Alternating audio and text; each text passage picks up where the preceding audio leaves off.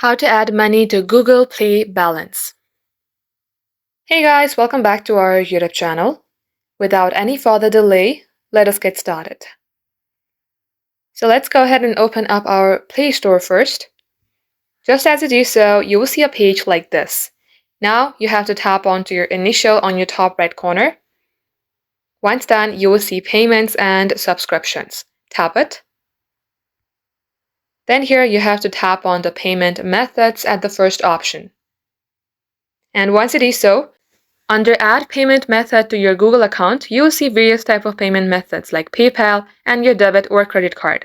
Choose any one of them. Make sure that you are entering all the details correctly. And once you add them, you can tap on this Buy Google Play Credit. Once you do so, you will see various amounts that you can cash in. If you would like to cash in $25 credit, simply toggle on this button, then tap on Continue. And onto here, simply tap on to continue once you add your debit or credit card, and that way you can do the same as well. Thank you for watching the video till the very end.